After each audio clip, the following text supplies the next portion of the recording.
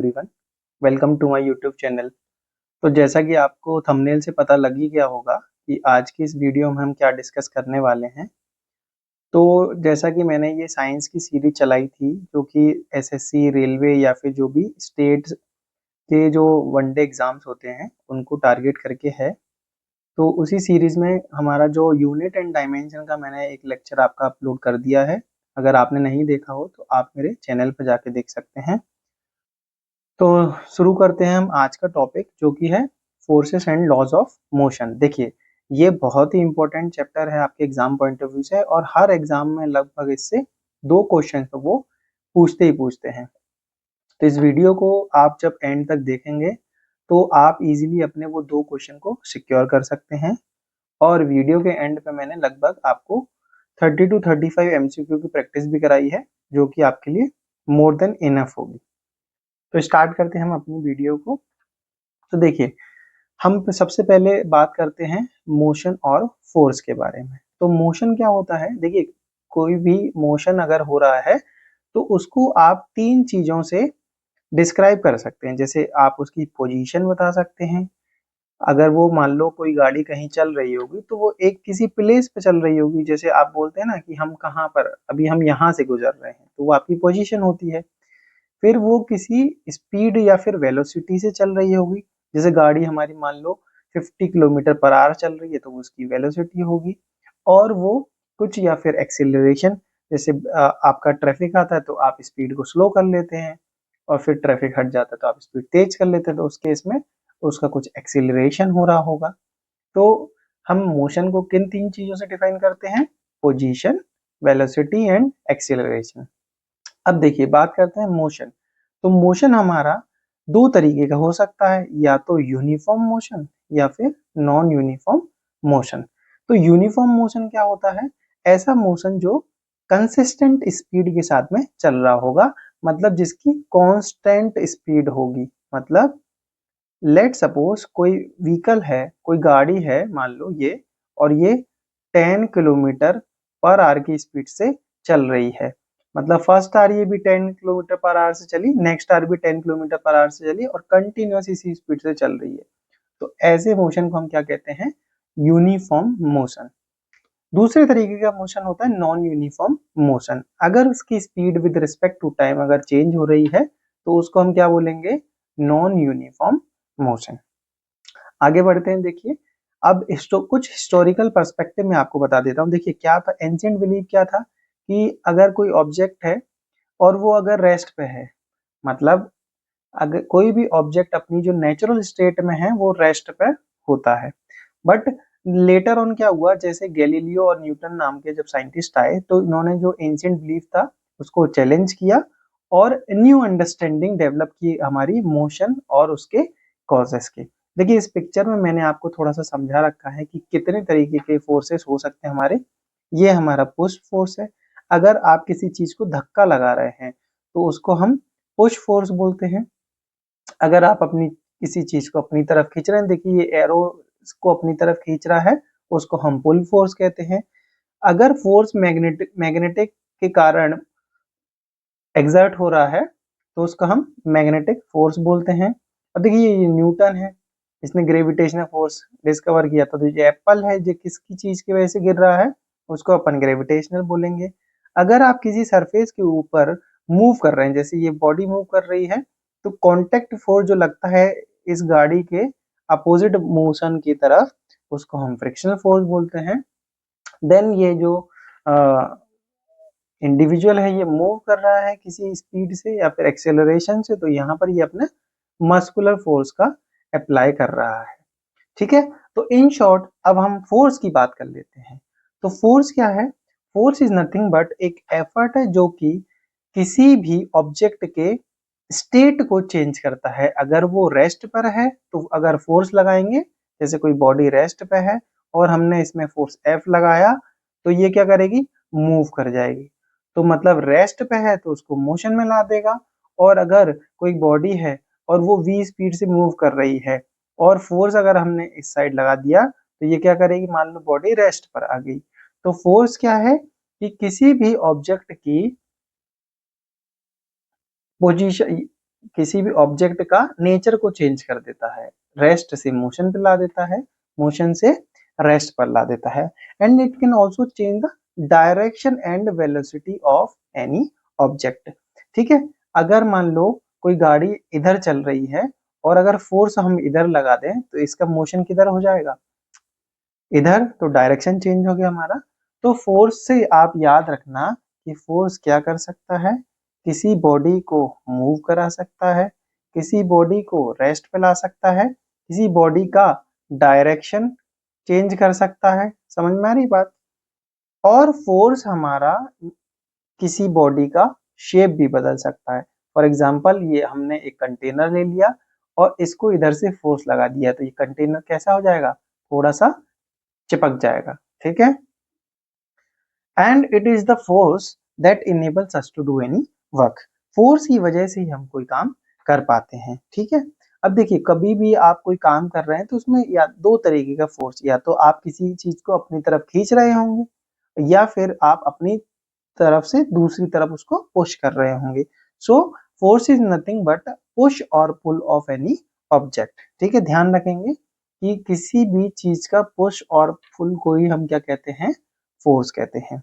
जैसे एग्जांपल के थ्रू मैं आपको समझाता हूँ कि आप जैसे दरवाजा खोल रहे हैं, आप कहीं भी शॉप पर जाते हैं तो क्या होता है, उस पर लिखा होता है पुल या फिर पुश, तो वहां पर आप फोर्स ही लगा रहे होते हैं। तो किसी भी दरवाजे को खोलने के लिए आइदर हम अपनी तरफ दूसरी तरफ पुश करते हैं या फिर अपनी तरफ पुल करते हैं। A drawer is pulled to open and push to close. जैसे दुकान में एक ड्रॉअर रहता है, जिस हैंडल लगा हुआ है, इससे आप क्या करते हो, अपनी तरफ पुल करते हो, फिर इसको बंद करने के लिए पुश कर देते हो। अब देखिए, अब हम बात करते हैं इफेक्ट्स ऑफ फोर्स की। देखिए, पुश और पुल का मैंने यहाँ पर आपको एक पिक्टोरियल रिप्रेजेंटेशन से समझाया हुआ है। ये सोफा है आपका, सोफा, जिसमें ये जो है इंडिविजुअल, ये इसको इधर पुश कर रहा है, ये पुश फोर्स हो गया, और ये क्या है, इसको पुल कर रहा है, इसलिए अपन ने यहाँ पर इसको पुल फोर्स दे रखा है। मैंने ये आपके लिए पिक्चर्स इसलिए डाल रखी है जिससे क्या हो, थोड़ा सा अंडरस्टैंड करने में इजी हो। तो ऐसे ही बहुत इंटरेस्टिंग मैंने आपके लिए ये नोट्स बना रखे हैं, वीडियो को एंड तक जरूर देखिएगा। अब देखिए, फोर्स क्या करता है, force can make a stationary body move. मैंने अभी आपको बात करी कि फोर्स क्या करता है, किसी भी रेस्ट से मोशन पे ला देता है, मूविंग बॉडी को स्टॉप कर देता है, डायरेक्शन को चेंज कर देता है, एंड स्पीड को भी चेंज कर देता है फोर्स, और शेप और साइज को भी चेंज। देखिए, आपको है ना न्यूमेरिकल या फिर क्वेश्चन में आपको ऑब्जेक्टिव में जब वो पूछते हैं ना, तो वो पूछते हैं कि इनमें से फोर्स क्या कर सकता है। तो ये 4-5 जो चीजें बताई हैं मैंने आपको, बिल्कुल ध्यान रखेंगे। रेस्ट से मोशन, मोशन से रेस्ट, डायरेक्शन चेंज, वेलोसिटी को चेंज, और शेप और साइज को चेंज। देखिए, यहाँ पर दो प्लेयर हैं।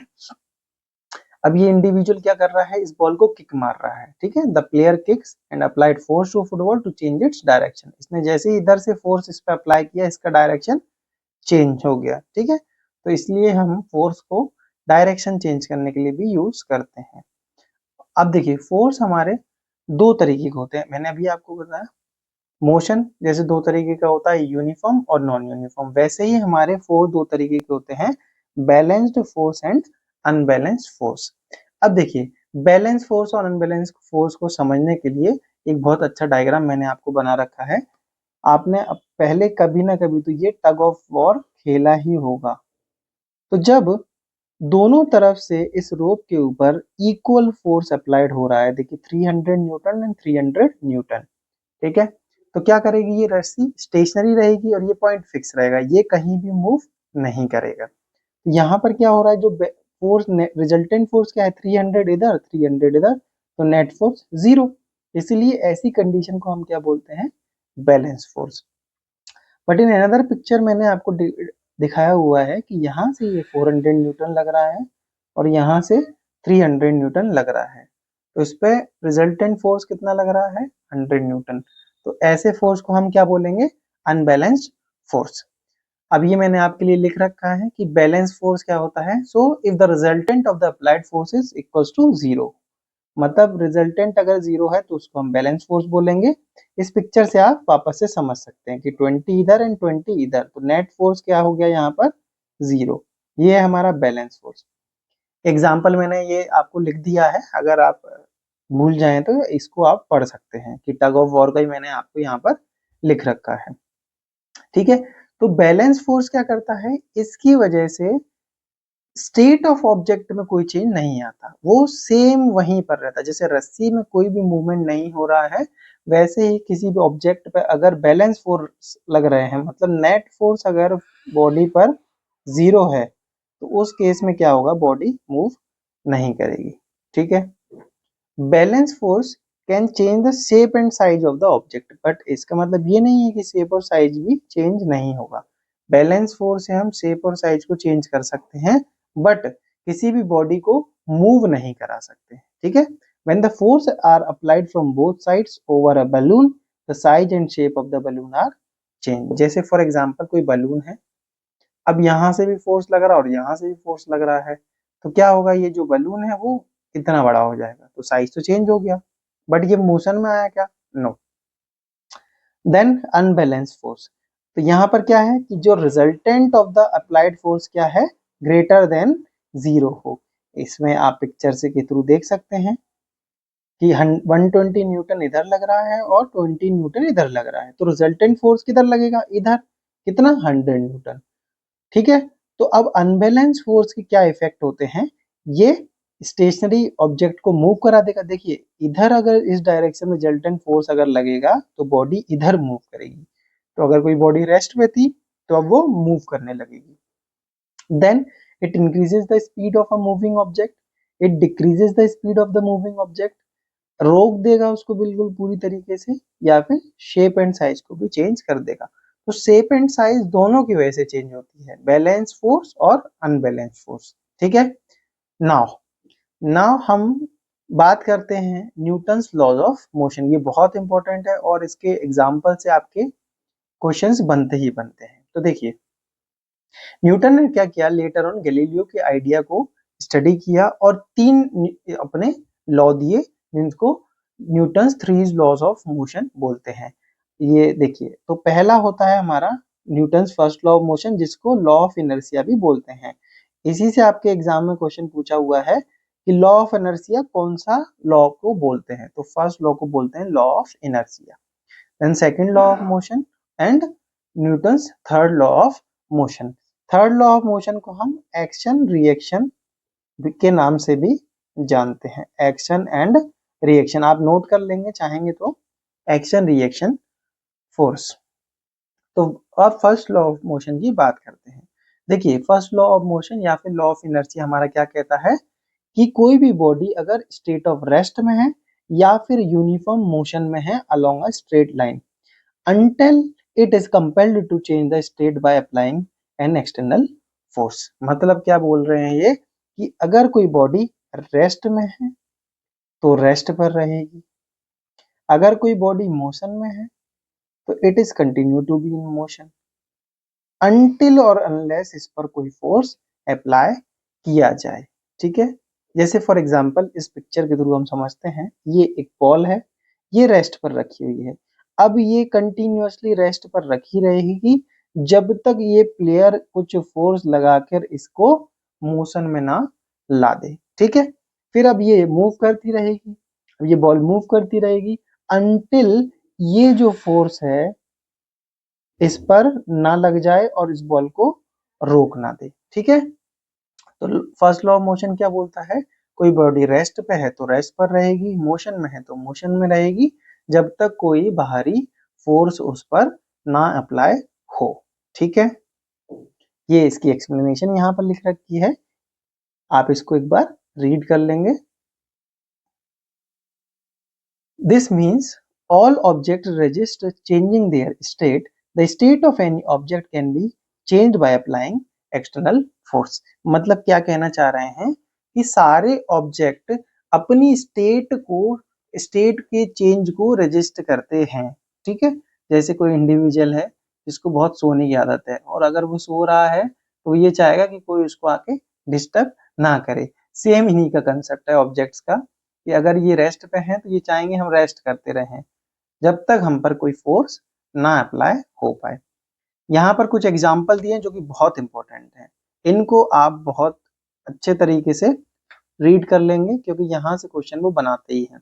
देखिए, जैसे मैं आपको समझा देता हूँ, पहला एग्जाम्पल क्या लिखा हुआ है कि कोई इंसान है, बस में खड़ा हुआ है, ठीक है, बट बस क्या है, अभी रेस्ट में है। बस अगर रेस्ट में, बस जैसे ही स्टार्ट होती है तो आप क्या करती है, आपकी बॉडी बैकवर्ड फॉल कर जाती है। क्यों करती है? क्योंकि आपकी बॉडी क्या, रेस्ट पे ही रहना चाहती है, बट बस आगे मूव करी और आपकी बॉडी क्या करी, उस मोशन को रेजिस्ट करी, और वो कैसे, पीछे। जैसे फॉर एग्जांपल मैं आपको ड्रॉ करके बताता हूँ, ये एक बस है, इसमें आप यहाँ पर खड़े हुए हैं, ठीक है, यहाँ पर खड़े हुए हैं। बस अगर इधर गई तो आपकी बॉडी यहीं रहना चाहेगी, तो इसीलिए क्या करती है वो, यहाँ पर बैकवर्ड पुश करती है अपने आप को, ठीक है। This happens because the person and the bus both are at rest while the bus is not moving. But जैसे ही बस स्टार्ट हुई तो the legs of the person start moving along with the bus, but the rest portion of his body has a tendency to remain in rest। देखिए, आपके contact में क्या है, बस के साथ सिर्फ पैर हैं, तो पैर तो बस के साथ मूव कर गए, बट बाकी बॉडी क्या हुई, आपकी स्टेशनरी थी, इसलिए जो ऊपर का पार्ट है आपकी बॉडी का, वो बैकवर्ड फॉल कर जाता है, ठीक है। ऐसे ही अगर बस मूव कर रही है एंड सडनली वो रुक गई, बस मूव कर रही थी तो आपकी फुल बॉडी क्या थी, इसके साथ मूव कर रही थी, बट जैसे ही बॉडी, बस रुकी हमारी, तो आपकी बॉडी क्या करेगी, आगे फॉल कर जाएगी, क्योंकि बस के कांटेक्ट में पैर हैं तो पैर तो रुक गए, बट ये बॉडी जो है वो मोशन को हमारी फॉलो कर रही है, तो ये एकदम से आगे गिर जाएगी। तो मूविंग के केस में आप आगे गिरते हैं, और स्टेशनरी बस है और एकदम से चल पड़ी तो आप पीछे रुकते हैं। इसकी एक्सप्लेनेशन को आप पढ़ लेंगे। एक और मैंने एग्जाम्पल डाल रखा है, कपड़े सुखाने वाला। जब भी आप कपड़े सुखाते हैं तो एक बार उनको झटकारते हैं, क्योंकि क्या होता है, जो उस पे वाटर की ड्रॉपलेट्स हैं वो रेस्ट में होते हैं और वो रेस्ट में रहना चाहते हैं, बट जैसे ही आपने उनको जर्क दिया तो वो क्या करेंगे, फॉल अपार्ट हो जाएंगे और कपड़े इजीली ड्राई हो जाएंगे, ठीक है। एक और एग्जांपल है कैरम का, कि when a striker hits the pile of a coin on the carrom board the coin only at the bottom moves, है ना। जैसे मान लो ये कॉइन्स रखी हुई, आपने कैरम खेला होगा, तो जैसे ही आपने यहाँ पर स्ट्राइक किया तो ये मूव करती है, बाकी ये क्या करती है, यहीं कोलैप्स कर जाती हैं, क्योंकि जो ऊपर वाला पार्ट है वो रेस्ट में रहना चाहता है। Is it clear?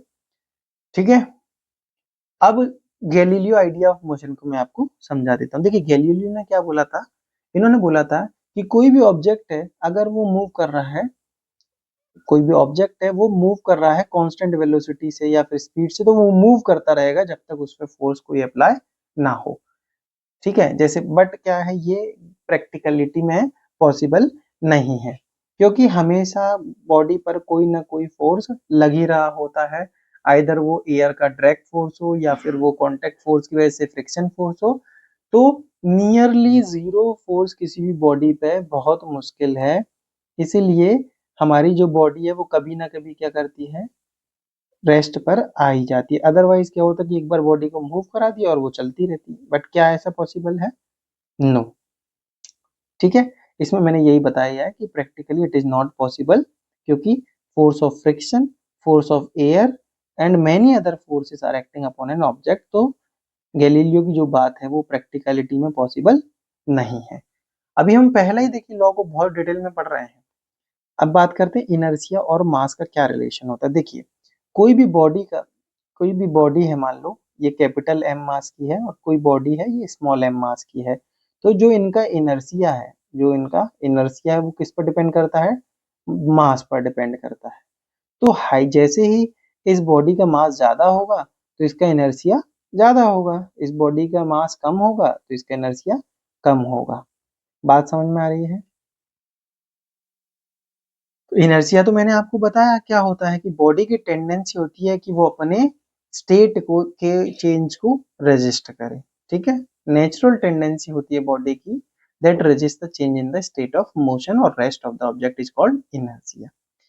ये किस पे डायरेक्टली प्रोपोर्शनल है, मास पर। तो मास ज्यादा तो इनर्शिया ज्यादा। आपने देखा होगा कि भारी भरकम आपने अगर टीले को आपने धक्का दिया था, वो हिलेगा क्या आपसे? नहीं। बट छोटे कंकड़ है, उसका मास कम है तो उसकी इनर्शिया क्या है, कम है। तो आपने जैसे उसको उंगली से ही, ये छोटा सा स्टोन है, इसको तो आप एक फिंगर से ही सरका सकते हैं, बट एकदम बहुत ज्यादा बड़ा एक वो है, पत्थर है, उस पर आप फोर्स एफ लगा रहे हैं तो इसका इनर्शिया बहुत ज्यादा है, तो इसलिए इसको आप मूव नहीं करा सकते हैं, ठीक है।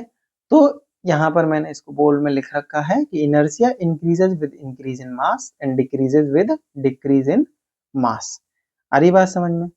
इस फिगर के थ्रू और मैं आपको इनर्शिया को क्लियर कर देता हूँ। जैसे एक बाल्टी है जो कि खाली है, अभी ये रेस्ट में है, बट क्या करोगे आप इसको ऊपर खींचोगे, फोर्स लगाओगे तो आप इसको इजीली खींच पाओगे क्योंकि मास कम है तो इसका इनर्शिया ऑफ रेस्ट भी कम है। बट वहीं ये बाल्टी भरी हुई है तो इसका मास ज्यादा है, तो इसको खींचने के लिए आपको ज्यादा फोर्स लगाना पड़ेगा क्योंकि इसका इनर्शिया ऑफ रेस्ट ज्यादा है। सिंपल।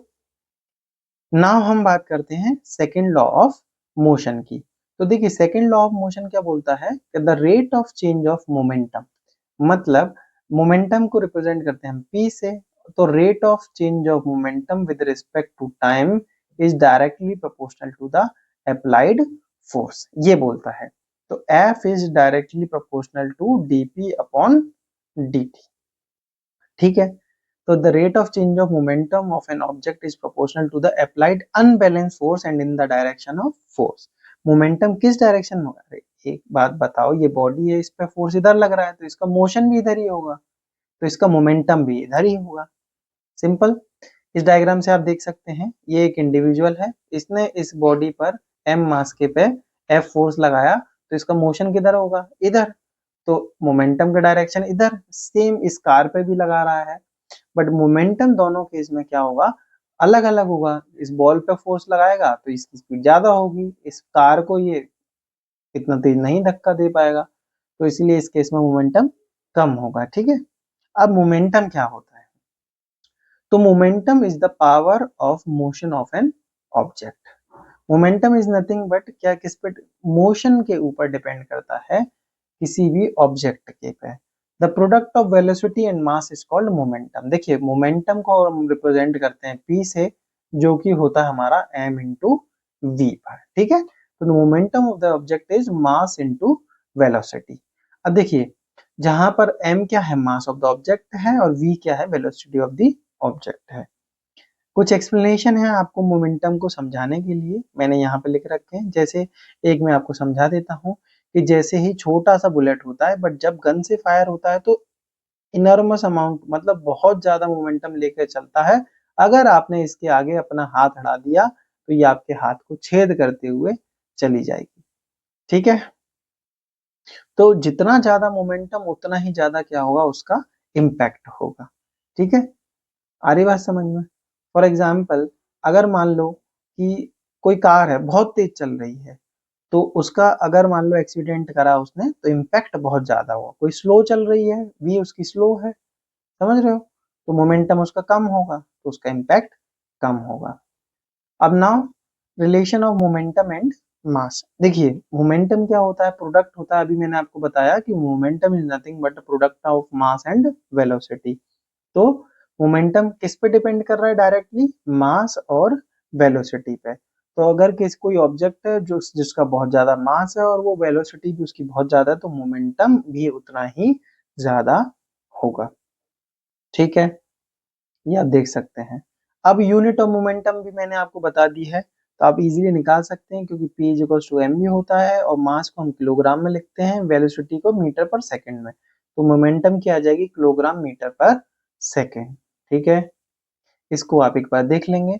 अब देखिए मैंने आपको बताया कि momentum p equals to M depend कर रहा है v पे, तो अगर कोई बॉडी रेस्ट पे है तो उस केस में v बराबर 0 होगा, तो उसका मोमेंटम भी क्या हो जाएगा? 0। यही मैंने यहाँ पे समझाया हुआ है। एक एग्जाम्पल के थ्रू आपको समझा देता हूँ, न्यूमेरिकल भी हो जाएगा। कभी कभी रेलवे के एग्जाम्स में न्यूमेरिकल आपसे पूछ लेते हैं कि what will be the momentum of a stone that has a mass of 10 kilogram where it is throwing with a velocity of 2 metre per second.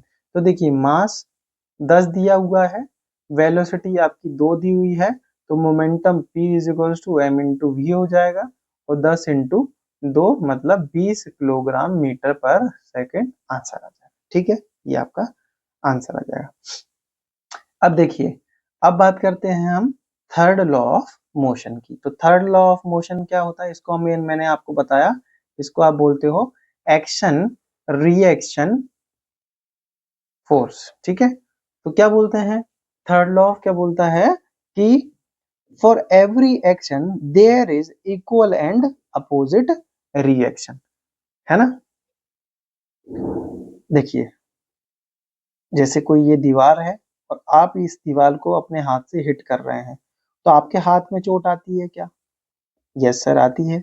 तो क्यों आती है? क्योंकि आपने जो फोर्स इस दीवार पे एफ अप्लाई किया, वो सेम फोर्स इस दीवार ने आपके हाथ पे अप्लाई किया, जिसकी वजह से आपका हाथ हर्ट हुआ। तो ये कौन सा फोर्स समझाता है, कौन सा लॉ समझाता है? तो थर्ड लॉ ऑफ मोशन। इसमें जो एग्जाम्पल मैं बताऊंगा उनको आप ध्यान रखेंगे, डायरेक्ट क्वेश्चन पूछे हुए हैं। तो इसलिए इसको अपन एक्शन रिएक्शन फोर्स के नाम से भी जानते हैं। When one object exerts a force on another, the second object exerts an equal and opposite force back on the first। ठीक है। जैसे आप नाव में भी गए होंगे, आप नाव में गए होंगे, कभी भी आप जब नाव से बाहर आते हैं तो आपने क्या किया, इस नाव पे जो फोर्स अप्लाई किया वो किधर? पीछे। इस नाव ने आपको फोर्स अप्लाई किया इधर आगे, और आपने इसको अप्लाई किया। तो जब भी आप देखते हैं कि नाव से जब आप बाहर कूदते हैं तो नाव थोड़ी सी पीछे आपकी खिसक जाती है। जो बोट है वो उसका मूवमेंट इधर होता है जब आपका मूवमेंट इधर होता है। तो इस कौन सा लॉ बताएगा? न्यूटन का थर्ड लॉ। दिस फोर्स, और इनका जो फोर्स अप्लाई हो रहे हैं एक दूसरे पे, उनका जो मैग्नीट्यूड है वो इक्वल होता है बट अपोजिट इन डायरेक्शन होता है। ठीक है। एग्जाम्पल इसका बहुत इंपॉर्टेंट, गन रिकॉइल। जब भी गन आप फायर करते हैं तो क्या होता है? फॉरवर्ड फोर्स आता है बुलेट पर। जब भी आप गन चलाते हैं तो गन कब चलेगी? जब बुलेट पर फॉरवर्ड फोर्स आएगा, और वो जो बुलेट है वो क्या बैकवर्ड फोर्स अप्लाई करेगी, इसलिए आपके हाथ को झटका लगता है। ठीक है। इसको कहते हैं हम गन का रिकॉइल। ठीक है। तो guns greater mass results in less acceleration compare to bullet. अब देखिए, बुलेट क्या है? बहुत छोटा सा है। उस पे हमने मान लो एफ फोर्स अप्लाई किया तो वो बहुत स्पीड से मूव करी, उसकी वेलोसिटी ज्यादा हुई।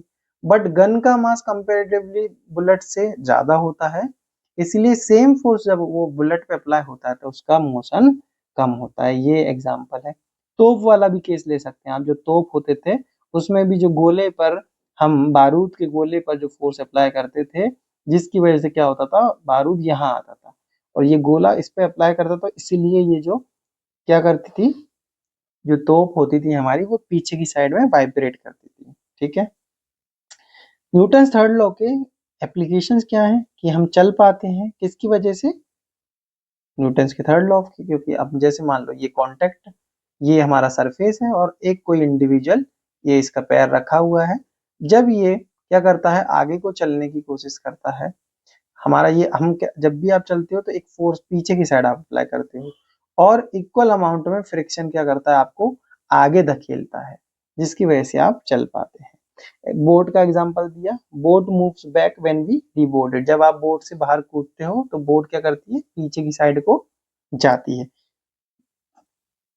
ऐसे ही रोइंग ऑफ बोट है। आप जब भी इस बोट है, इसमें आप जब पेडलिंग करते हो, ये पेडल है, तो पेडल से आपकी पानी को पीछे खींचते हो और ये पानी इस बोट में फोर्स लगाता है, तो इसलिए आपकी बोट आगे चलती है। ठीक है। तो ये हो गए आपके न्यूटन्स के तीन लॉ। अब कुछ और कंसेप्ट है, मैं आपको फटाफट से बता देता हूँ। ये जो बेसिक कंसेप्ट है, इनमें जो स्टूडेंट्स हैं वो कंफ्यूजन होती है उनको। जैसे डिस्टेंस और डिस्प्लेसमेंट में क्या अंतर है? तो डिस्टेंस क्या होता है कि कोई भी बॉडी है जो टोटल पाथ कवर कर रही है एक जगह से दूसरी जगह जाने में, उसको हम क्या कहते हैं? डिस्टेंस। और डिस्टेंस क्या होती है? एक स्केलर क्वांटिटी होती है जिसके पास सिर्फ मैग्नीट्यूड होता है बट डायरेक्शन नहीं होता। वहीं डिस्प्लेसमेंट की बात करें तो वो क्या होता है? एक शॉर्टेस्ट स्ट्रेट लाइन में डिस्टेंस जो भी कवर होता है, shortest distance between initial and final position, उसको कहते हैं हम डिस्प्लेसमेंट। अब ये हमारा क्या होता है? वेक्टर क्वांटिटी होता है। ध्यान रखेंगे, डिस्टेंस स्केलर है, डिस्प्लेसमेंट वेक्टर है। और वेक्टर क्वांटिटी मैंने आपको पिछली क्लास में बताया था कि ऐसी क्वांटिटी जिनके पास में क्या है? मैग्नीट्यूड भी है और डायरेक्शन भी है। मैग्नीट्यूड एंड डायरेक्शन बोथ है, उनको कहते हैं हम वेक्टर क्वांटिटी। इस फिगर के थ्रू आप थोड़ा सा समझ लेंगे कि कोई इंडिविजुअल है, ये साइकिलिस्ट है, यहाँ से गया ये और पूरा यहाँ से घूम के यहाँ पर आया। तो इस दौरान ये जो डिस्टेंस है इसने ट्रेवल करी पूरी इनिशियल और फाइनल पोजीशन को, इसको हम डिस्टेंस बोलेंगे। बट इन दो पॉइंट के बीच का ये जो शॉर्टेस्ट रूट है उसको हम क्या बोलेंगे? डिस्प्लेसमेंट। वहीं बात करते हैं हम स्पीड और वेलोसिटी की। तो देखिए कोई body distance per unit time जो कवर करती है उसको हम क्या बोलते हैं, speed, and the displacement covered by the body in unit time is known as velocity. मतलब डिस्प्लेसमेंट पर यूनिट टाइम की बात करेंगे तब हमारी वेलोसिटी आएगी, और डिस्टेंस पर यूनिट टाइम की बात करेंगे तो क्या आएगा हमारा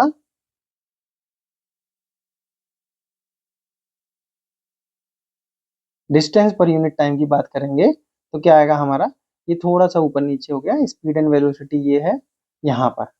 तो देखिए स्पीड क्या है, it is defined as the rate of change of distance, and velocity क्या है, it is defined as rate of change of displacement. Speed क्या है हमारी स्केलर क्वांटिटी है, वेलोसिटी क्या है वेक्टर क्वांटिटी है। वेलोसिटी डिस्प्लेसमेंट पे डिपेंड कर रही है इसलिए वेक्टर है। अब देखिए डिस्टेंस हमारा क्या होता है, नेगेटिव नहीं हो सकता और जीरो भी नहीं हो सकता, कुछ ना कुछ तो ट्रेवल करेगी गाड़ी। बट डिस्प्लेसमेंट हमारा नेगेटिव भी हो सकता है, जीरो भी हो सकता है और पॉजिटिव भी हो सकता है। ठीक है, speed is velocity without direction and velocity is directed speed. मतलब स्पीड क्या है, वेलोसिटी अगर डायरेक्शन को हटा दें तो उसको हम स्पीड कहेंगे। स्पीड में और may not be equals to velocity. देखिए डिस्प्लेसमेंट हमारा क्या होता है, हमेशा डिस्टेंस से कम या बराबर होगा, तो वैसे ही स्पीड जो है हमारी वेलोसिटी से बराबर या फिर ज्यादा ही होगी। देन बात करते हैं एक्सीलरेशन एंड रिटार्डेशन की।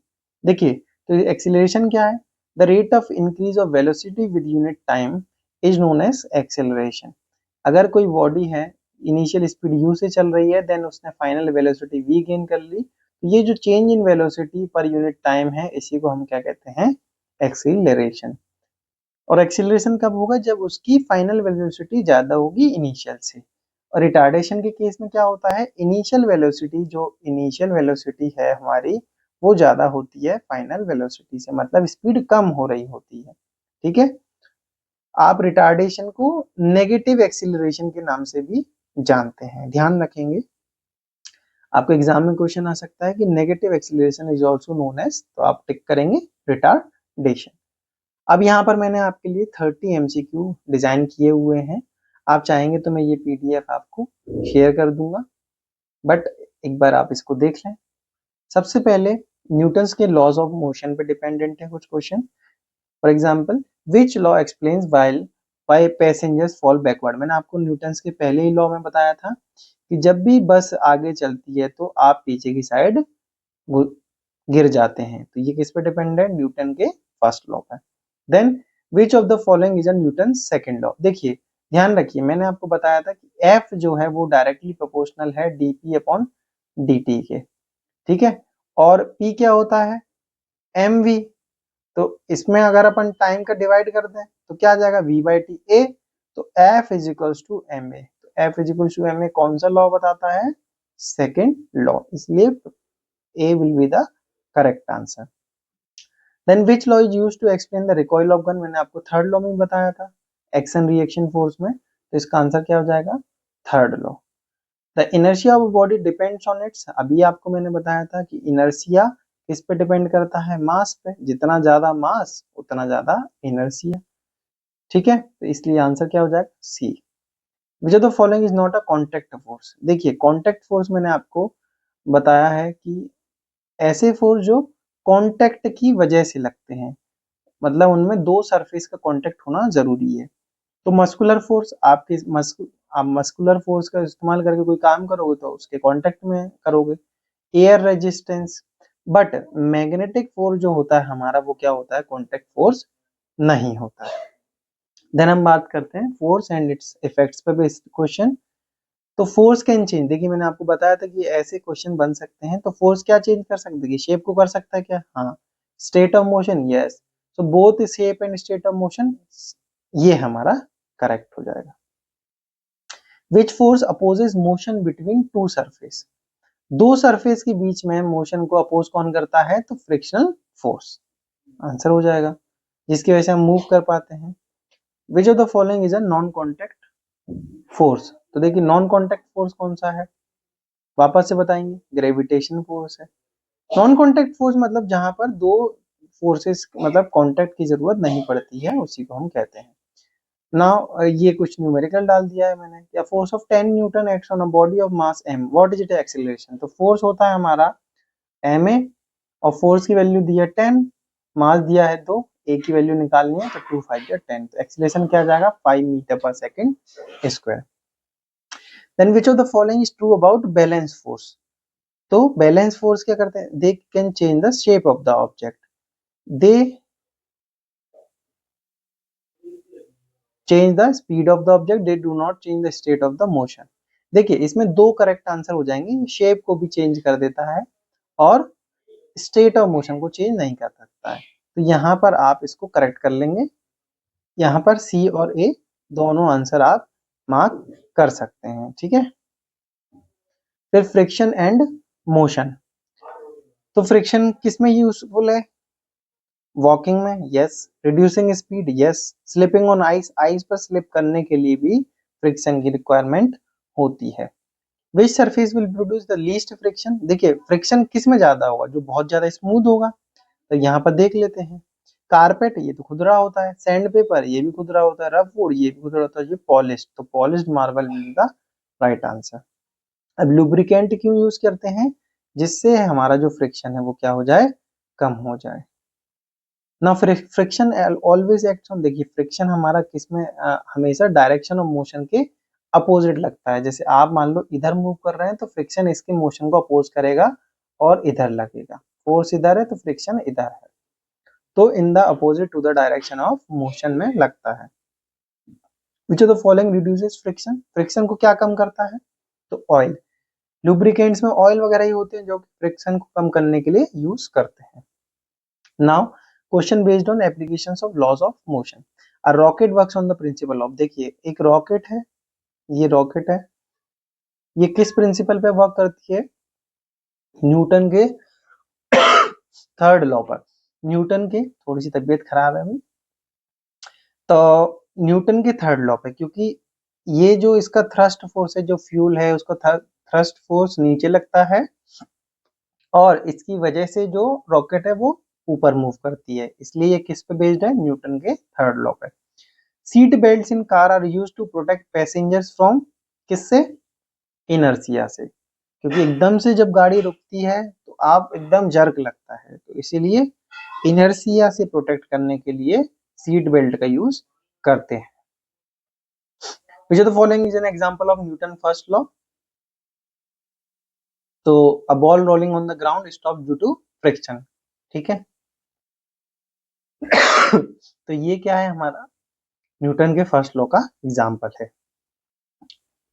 Momentum is defined as mass into velocity, unit of force क्या होता है हमारा, न्यूटन होता है। फिर कुछ न्यूमेरिकल डाल दिए मैंने आपके लिए। तो body of mass 5 kg is moving with a velocity of 10 metre per second, its momentum is, तो मोमेंटम होता है मास इनटू वेलोसिटी, मतलब 5 इंटू 10 मतलब 50, ठीक है, आंसर 50 आ जाएगा। Then a force of 15 Newton is applied on 3 ground, acceleration क्या है, तो 15 इसका वो है, 3 इसका मास है, एक्सीलरेशन पूछा है तो 5 आ जाएगा, 5 will be the right answer. Then which of the following is true about unbalanced forces, they do not change the motion, ये तो करते हैं। they always cancel each other, नहीं, अनबैलेंस फोर्स कैंसिल नहीं करते हैं। they change the state of the motion, yes, C will be the right answer। ऐसा unit momentum की मैंने आपको बताई थी, किलोग्राम मीटर पर सेकंड होती है। Which of the following is not affected by friction, देखिए फ्रिक्शन की वजह से क्या इफेक्ट नहीं करता है, शेप इफेक्ट नहीं करता है, ठीक है। वियर एंड टियर फ्रिक्शन की वजह से होता है, हीट जनरेट होगी, फ्रिक्शन लगेगा तो दो सरफेस के बीच में अगर फ्रिक्शन लग रहा है तो वहां पर हीट डेवलप होगी, मोशन को स्लो डाउन कर रहा है बट शेप को चेंज नहीं कर रहा है। कुछ रियल लाइफ एग्जांपल डाल रखे हैं। A person jumping from a boat pushes the boat backward, this is due to Newton's third law of motion. A ball thrown upward come back due to gravity. Which of the following is a scalar quantity, देखिए scalar quantity क्या होता है, force हमारा कैसा होता है, vector quantity, velocity vector quantity, momentum p vector quantity, but speed क्या होता है, स्केलर क्वांटिटी, ये आपको पहली क्लास में मैंने आपको बताया है। Which of the following is a vector quantity, तो मास हमारा कैसा है, स्केलर है, स्पीड स्केलर है, टाइम भी स्केलर है, बट फोर्स क्या है, वेक्टर क्वांटिटी है।